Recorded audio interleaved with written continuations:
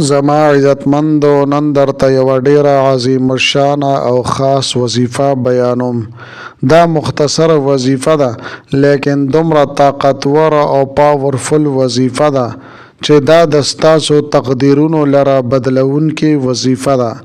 د ستاسو د ژوند ناممکنه حاجتونه،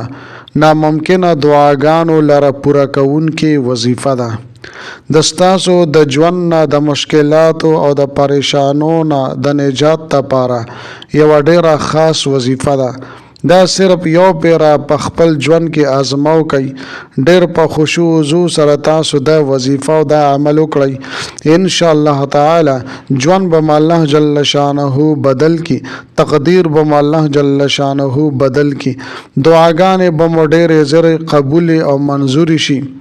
زما عزتمندو دا وظیفه ډیره مجرب ترینه وظیفه ده چې د کلونو راسې د بزرگان دین، د اولیاء کرامو، د کابرینو له طرف نه ډیره ازمایل شوی وظیفه ده. دا داسې خاص اسم اعظم او وظیفه ده چې دې کوون کې چرته هم ناکامه شوی نه دی، نامراده شوی نه دی. الله جل شانه هغه ته په هر قدم باندې کامیابی ورکړی ده. د ستاسو د تمامو پریشانو حل، د ستاسو د تمامو تکالیفو حل، د ستاسو د تمامو بیمارو حل په دې وظیفه کې پروت دی. زما عزتمندو دا داسې وظیفه ده چې دا د تمامو حاجتونو او د مقاصدو د پوره کېدلو چابي ده. او که تاسو غواړئ چې زمونږ دعاګانې فوراً قبول شي، دنیا او آخرت کې راته کامیابی ملو شي او خوشحالی راته را نصیب شي، په ژوند کې عظیم الشان برکات مو راشي، او چې د څه حاجت لپاره دا وظیفه کولی شئ نو کولی شئ. د رشتې لپاره که کول غواړئ، ستاسو په رشته کې بندش وي، رکاوټ وي، یا تاسو دا غواړئ چې یو بهترین ځای کې زمونږ رشته وکړی شي، یا زما عزتمندو ستاسو اولاد نوي، د اولاد د حصول لپاره هم تاسو د عظیم الشان وظیفه کولی شئ. ستاسو د کاروبار او د روزګار مسلې وي، په هغې کې خیر او برکت نه وي، یا ستاسو کاروبار او روزګار نه روانیږي، نو د هغې لپاره هم تاسو دغه رنګ زما عزتمندو د نوکرۍ د حصول لپاره دا ډیره بهترینه مجرب وظیفه ده. ان شاء الله تعالی د الله جل شانه په ذات باندې کامل یقین سره تاسو دا وظیفه کې الله جل شانه به ضرور تاسو ته در نصیب کوي. زما عزتمندو د دې وظیفې د لپاره څه خاص وخت مقرر نشته، نه د دې لپاره څه خاص ورځ مقرر شته دی. هر ټایم تاسو دا عمل کولی شئ، په هر وخت کې په هر ورځ باندې تاسو دا عمل کولی شئ. خو زما عزتمندو دا خبره تاسو یاد ساتئ چې مکروه ټایم نه وي،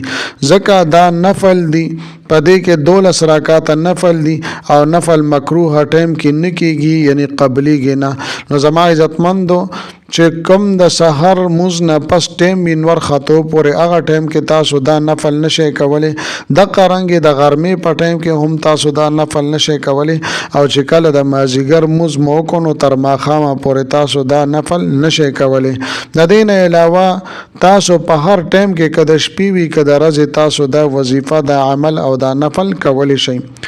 زما عزتمندو د دې ترتیب او طریقې کار ډیر زیات آسان دی. دا صرف 12 رکعاته نفل کول دي، او دا نفل به تاسو په داسې ځای کې ادا کوئ چې هلته کې څوک نه وي، تاسو سره د گپ شپ او د خبرو کولو والا څوک نه وي، تاسو بالکل یوازې ستاسو توجه او دھیان بالکل د نفلو طرف ته، الله جل شانه طرف ته برابر وي، نو مکمل خشوع وضو سره به تاسو 12 رکعاته نفل به کوئ. زما عزتمندو مکمل ترتیب او طریقې کار زه تاسو ته بیانوم، خو د دې نه مخکې تاسو ته درخواست دی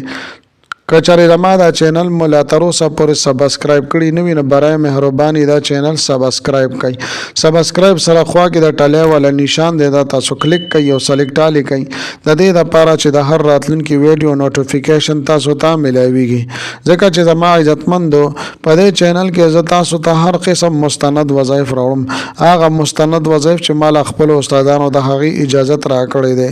زما عزتمندو که چېرې تاسو ما سره رابطه کول غواړئ نو په سکرین باندې تاسو ته واتس اپ نمبر ښکاریږي زما د حوصله افزایی لپاره ویډیو ضرور لایک کړئ او لاندې کمنټ کې تاسو ماشاءالله سبحان الله جزاک الله یا د دې په شانته نور خپل الفاظ منشن کوي ولیکئ د لپاره چې مال حوصله افزایی ملاويږي او نو ډېر خپل وظایف زتا ستا په دې چینل کې راوړم او زما عزتمند او زر اعظم خپل عمل ته د نفل مکمل ترتیب او طریقې کار ز تاسو ته بیانوم زما عزتمندو دا خبره تاسو یاد ساتئ چې دا نفل به تاسو دو رکعاته کوئ لومبانی 2 رکعاته نفل به تاسو کوي بیا به سلام وګرځوي بیا به 2 رکعاته نفل کوي بیا به سلام وګرځوي د ترتیب سره به تاسو 12 رکعات 12 رکعاته نفل به مکمل کوي خو زما عزتمندو د دې ترتیب او طریقې کار ډېر زیات مختلف دی طریقې دا ده چې د نفل نه مخکې به اول سوار لس پیرې تاسو درود شریف ولولئ خدا ده چې درود ابراهیمی ولولئ بیا به د 2 رکعاتو نفل نیت تاسو وتړئ نیت مې وکړو د زړه اخلاصه 2 رکعاته نفل موس ادا کوم په دې حاضر وخت خاص خدای تعالی را محمد کعبه شریفی په طرف کو الله اکبر نو کله چې زما عزتمندو سورۃ الفاتحه تاسو ولولئ نو 12 پیرې به تاسو سورۃ الاخلاص ولولئ یعنی قل هو الله احد سورۃ مبارکه به 12 پیرې تاسو ولولئ په لومبي رکعت کې کله چې دویم رکعت ته تاسو پاسئ او سورۃ الفاتحه تاسو ولوستا نو ورپسې به 11 مرتبه 11 پیرې به تاسو سورۃ الاخلاص ولولئ نو بیا به نفل تاسو خلاص کړئ او سلام بو ګرځوي تاسو 2 رکعات نفل به مکمل شي د دې نه پس به بیا زما عزتمندو د 2 رکعات نفل نیت په تاسو وتړئ کله چې ولد دوالین امین مولستا نو دا غي نه پس به سورۃ الاخلاص یعنی قل هو الله احد دا بل لس پیری ولولئ لومبني رکعت پوکئ او کله چې دویم رکعت ترا پاسې دی نو چې کله ولد دوالین امین تاسو ولولئ نو دا غي نه پس و بیا سورۃ الاخلاص یعنی قل هو الله احد 9 مرتبه 9 پیری به تاسو ولولئ د ترتیب سره به تاسو 2 رکعات نفل مکمل کړئ بیا به تاسو په دریم ځل باندې بیا 2 رکعات نفل نیت په تاسو وتړئ لومبني رکعت کې به سورۃ الاخلاص 8 پیری او په دویم رکعت کې سورۃ الاخلاص 9 پیرې به تاسو ولولئ بیا به تاسو خپل نفل مکمل کړئ پس لورم ځل باندې به بیا 2 رکعات نفل نیت په تاسو وتړئ ولد ضالین امین به تاسو ولولئ او بیا به شپږ پیرې سورۃ الاخلاص ولولئ دا قرانګي په دویم رکعت کې او بیا سورۃ الاخلاص 15 پیرې ولولئ بیا به سلام وګرځوي خپل نفل به مکمل کړئ په 15م ځل باندې و بیا تاسو 2 رکعات نفل نیت پوتړئ ولد ضالین امین چې کله تاسو ولستو نو دا غینه بعد به بیا سلور پیرې تاسو سورۃ الاخلاص ولولئ په دویم رکعت کې ولد ضالین امین نه پس سورۃ الاخلاص په 3 پیرې ولولئ او بیا خپل نفل مکمل کړئ د دې نه پس و بیا پشپغم ځل باندې تاسو بیا د 2 رکعاتو نفل نیت وتړئ کله چې مولد ضالین امین ولستو نو دا غینه پس به سورۃ الفاتحه 2 پیرې ولولئ کله چې دویم رکعت ترا پاسې دی ولد ضالین امین مولستو نو دا غینه پس به سورۃ الفاتحه صرف 1 پیرا ولولئ نو دې ترتیب سره زما عزتمندو هر یو رکعت کې به تاسو یو تعداد برا کموي تر دې پورې چې یوې پیرې ته به ورسیږي نو دې طریقې سره به تاسو 12 رکعات نفل مکمل شي